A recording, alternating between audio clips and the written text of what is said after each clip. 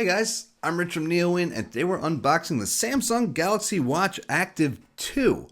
So, this is a product that I know very little about, and I'm going to tell you that right now because I review a lot of smartwatches, and I've reviewed a ton of Android Wear / Wear OS watches, and of course, Apple Watches. Now, I was using the iPhone 11 Pro, but today the Galaxy S20 Plus 5G came in, and so I wanted to go full Samsung experience for this one because, like I said, I do review a lot of Wear OS watches, and people, when I review a good one, which there are a few, even though Wear OS struggles a lot, people always ask about the Samsung ones because obviously they're there, and Samsung is one of, I'm going to say, two companies that puts a lot of work into wearables, and that other company is obviously Apple. And the thing about Apple Watch is that it's generally known that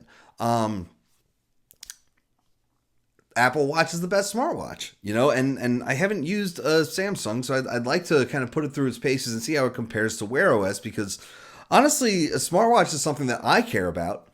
It's something that I think about when buying a phone and when deciding which phone I want to use. That's why I'm wearing an Apple Watch, and it's a big part of the reason why a lot of the time, I'm not going to say most of the time because frankly it's, but a lot of the time using an iPhone because of the watch I want to wear with that phone.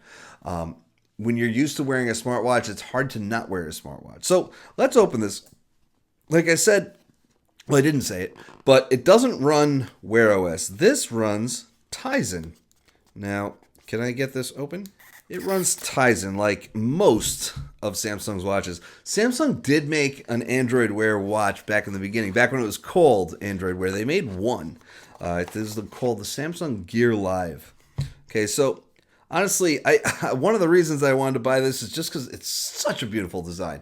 I went with silver aluminum, all right, and let's see how it turns on. Like I said, I know very little about this product or how it's going to work. Oh, and here's the power cable. It's embedded in here, and it uses a wireless charging plate, just like an Apple Watch does. In fact, most of the Android Wear / Wear OS watches that I use do not use wireless charging, which is something that always kind of annoys me.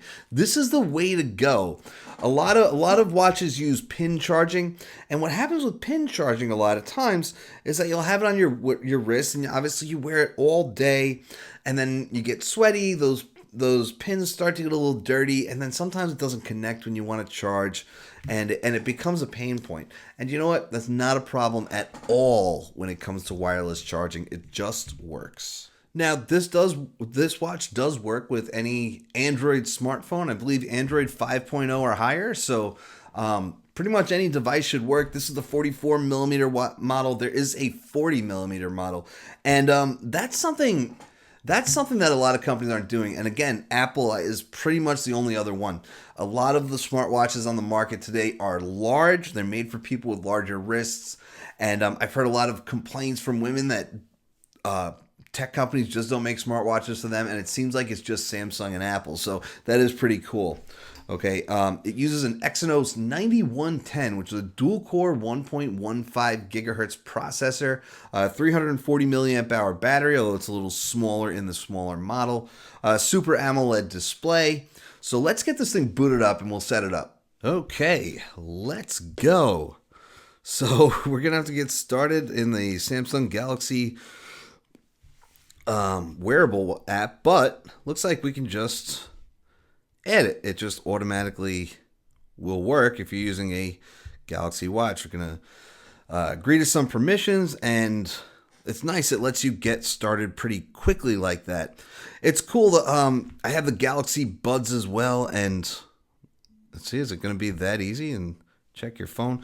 Yeah, I have the Galaxy Buds Plus as well, and that's just as simple. You just start the pairing process, and you really just it just works. You don't have to go into settings or anything. So hopefully this is gonna be just as easy. So you take a look. There's a little tutorial here. While it's pairing, left to show different widgets, right to show notifications. We could play with all that stuff later. Back key and home key, which is the home key is on the bottom, which is going to be a little jarring for me. Most think most watches have the home key on top, which that's all right. Heart rate results. Wheel the watch about a finger's width above the wrist joint. All right, not too tight or too loose. Get notification settings. Show while using phone. No, see, that's smart. A lot of smartwatches will show you notifications even while you're using the phone. Android Wear is kind of buggy in that way. So, watch is paired, and all right, let's agree. Allow. A lot of permissions that we're agreeing to here, but obviously that's pretty natural. Okay, select all. I gotta say though, this is all going pretty quick. We don't have a backup because I have never used a Samsung watch. All right, you're all set. Gotta say, that was really quick. That was a really easy setup, and I've set up a lot of smartwatches. That's definitely the easiest setup that I've seen. All right, swipe left to see widgets, daily activities, swipe right to go back to the watch face, notifications. Cool. It's a nice simple tutorial, and I gotta say the performance is pretty solid here too. By the way, swipe left to view more apps. Oh, no, swipe left. Whoops. Okay, almost done. You could just tell. Touch the screen with your palm to turn it off, and yep, that works. Nice. You could just tell that it's much snappier than a regular Wear OS watch. And so, yeah, I like this. I gotta say, I like this a lot. You know, it has that, the rotating bezel. Yeah, see where you can run your finger along the bezel and it'll just kind of do this stuff. Because the touch area actually, on all touch displays, the touch area actually extends beyond the display, and most of the time that's just a dead area. But manufacturers can, and some software vendors have found ways to make use of that. So, let's see what the apps we have. Right? Oh, so we have different circular app menus, which is kind of weird. Alarm, settings, Galaxy Store, weather, health, Bixby, contacts, phone, messages, recent apps, and then over here we have calendar, reminder, email, music, gallery, find my phone, Spotify, world clock, timer, stopwatch.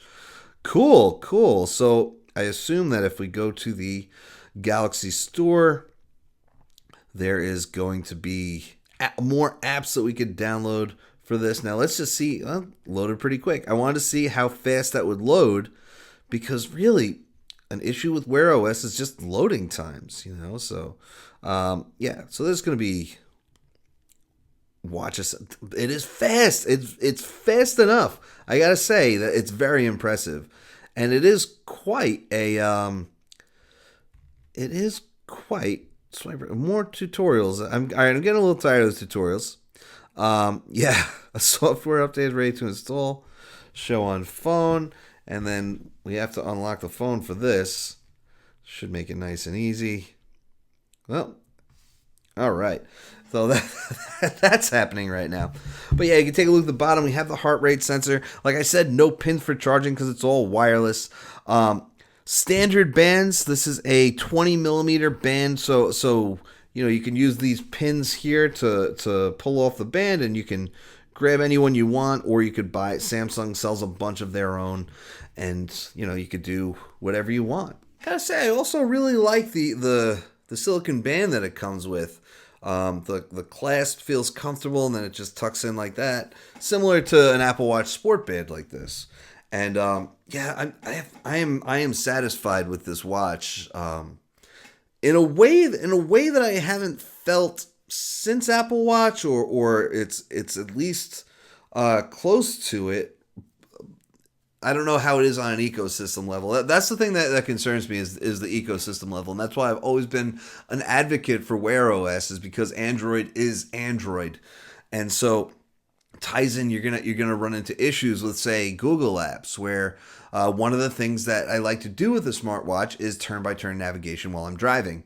Now, it's cool because you're listening to, say, a podcast in the car or something, or some great unboxing video from Neo, and you get interrupted with turn right in 0.2 miles on this road, and then turn right in 500 feet, and then turn right. It's very annoying because it gets in the way of your music, your podcast, or whatever.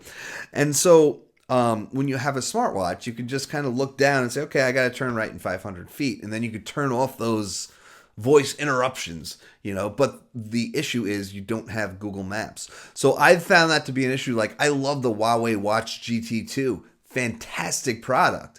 But you can't do that turn-by-turn navigation, and it's missing a lot of those ecosystem features, So that's what's always worried about me about Samsung. Now, apparently they have Here Maps, so I'm still kind of concerned about that because it doesn't have the integration with the phone, or at least it shouldn't. We'll find out, I guess. But that integration with the phone matters because you can launch the navigation on your phone, and then you're just getting the turn-by-turns on your wrist. If you have to launch the navigation on your wrist, it kind of adds a level of complexity, especially since I didn't get the cellular model. There is a cellular model. That's the stainless steel one.